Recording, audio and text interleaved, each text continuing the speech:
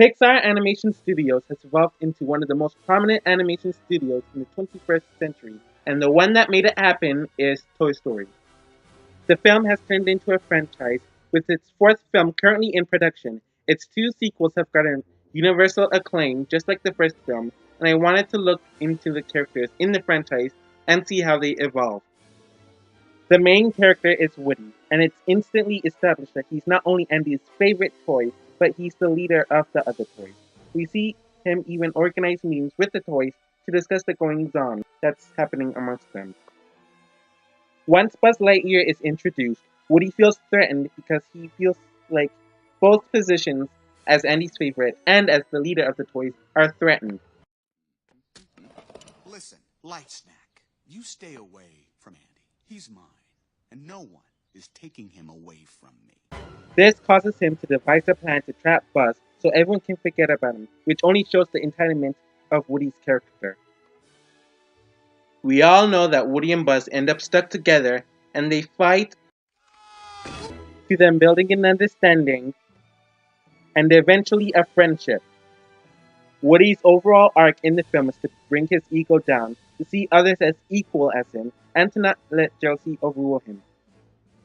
Toy Story 2 starts off with Woody stressing about losing his hat because he's about to go to cowboy camp with Andy.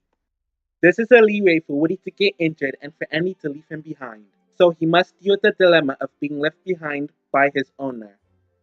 He meets his family, Jesse, Bullseye, and Sticky Pete, learning that he was from a 50s show and that they are all going to Tokyo to be a part of a museum, where they will be cherished forever. I'm sorry I can't help you guys out. Really, I am. Ultimately, he thinks it'll be more worth it to grow up with Andy and to be there when he needs him than to be a part of the museum by the end of the film. While everyone else is going through that arc in Toy Story 3, he is over it and is very strong in his belief that they need to stay with Andy, even if they will never be played with again.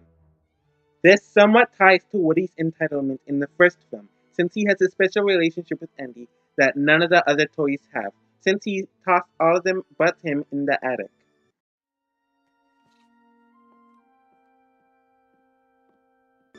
Woody leaves them at the daycare, though he returns to them when he finds out they're in danger.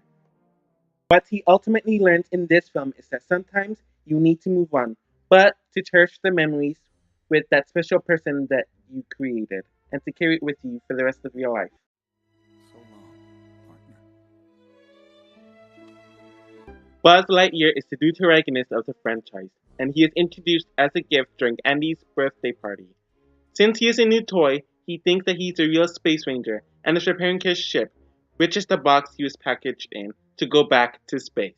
He is completely disillusioned from the fact that everyone is impressed with him, and that Woody is jealous of him being seen as the new leader and Andy's favorite.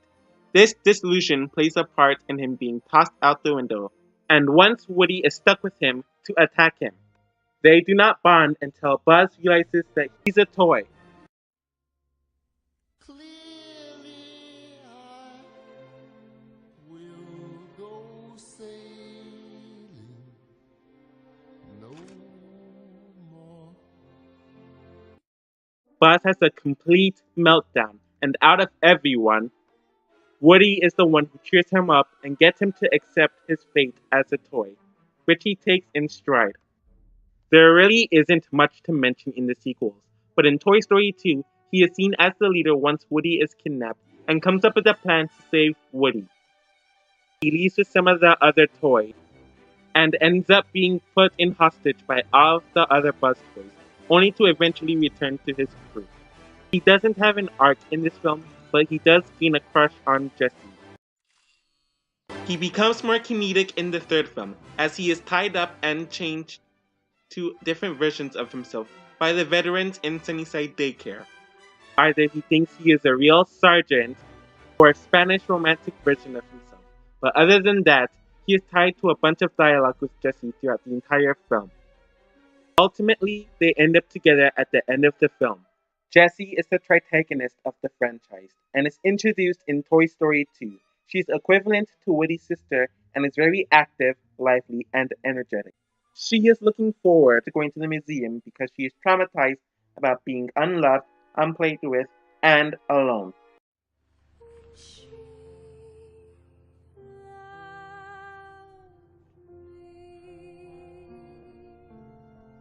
which explains why Jessie is so adamant about Woody joining them.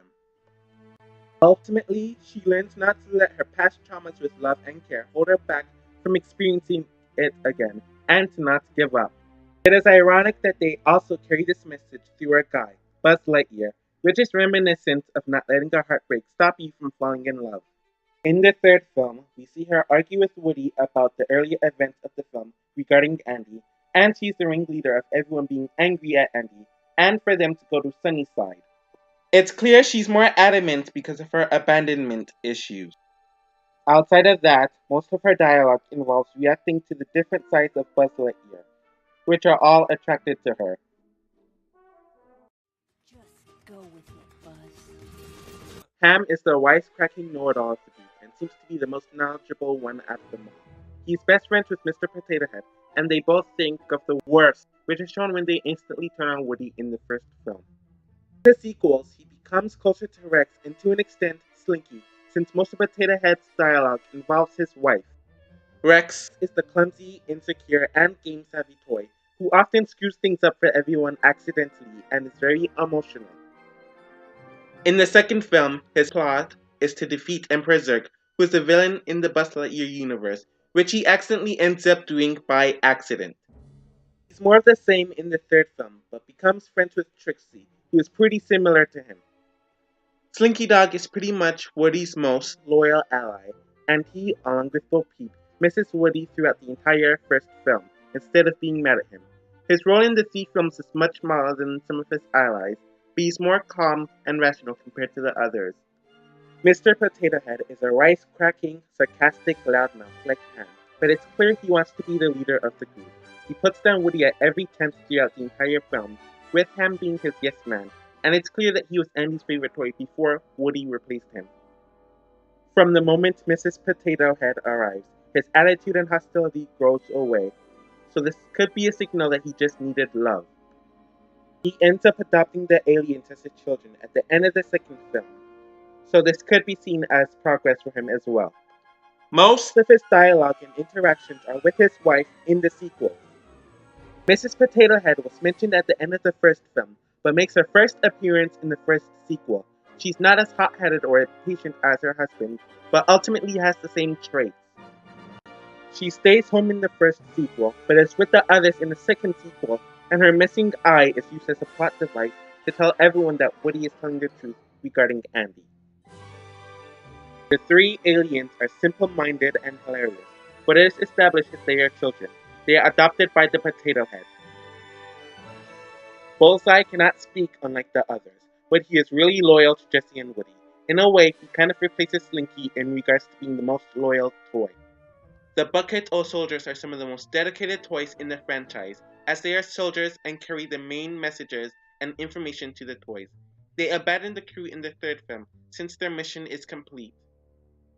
Barbie is saddened about being thrown away to donation by Molly, but she quickly gets over it, as she ends up falling in love with Ken at the daycare. He ends up not being what she expected, but manipulates him into getting what she wants. Of course, she ends up with Ken at the end of the film. Bo Peep is Woody's love interest, and most of her dialogue involves cheering him up, telling the others to be optimistic regarding Ken, or to get others to watch the sheep for her, so her and Woody can love. I'm just a couple of blocks away. Wheezy is used as a plot device in Toy Story 2 to get Woody kidnapped, because the Davises threw him to the garage sale after his vocal box broke. There isn't much to say about the human characters, other than the fact that they're blank slates for us to put ourselves into their perspectives and shoes. Let's get on to the villains of the franchise. The first official villain is Stinky Pete, who is a part of Woody's family in the second film. He is forceful with them all going to the museum, since he has waited too long to be appreciated, and is not going to let a human-obsessed toy ruin his last chances at adoration. Lotso is easily the best one out of the two. He comes off as friendly and welcoming, but we learn that his first and only experience with an owner ended horribly after he was replaced by another Lotso toy, causing a corrupt system to form in Sunnyside Daycare. I'm not going to really talk about Bonnie's toys because they're only in one scene during the entire franchise, and they're all nice enough, I guess. Maybe when Toy Story 4 comes out, we'll get more. Ken comes off as very metrosexual, which is made fun of by some of the others in the film, though he doesn't change despite it. His love for Barbie of course causes him not to go to the evil side and to turn into another Lotso. Big Baby is literally a big baby. The main theme within the franchise is growing up to face the inevitable, battling insecurities and morality, and how to handle the love of an owner, a friend, or even a lover.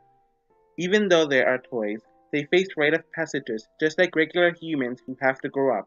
What makes this franchise stand out from any other animated film is that unlike those films, these characters actually grow up and don't feel timeless in the sense of other characters. They actually age.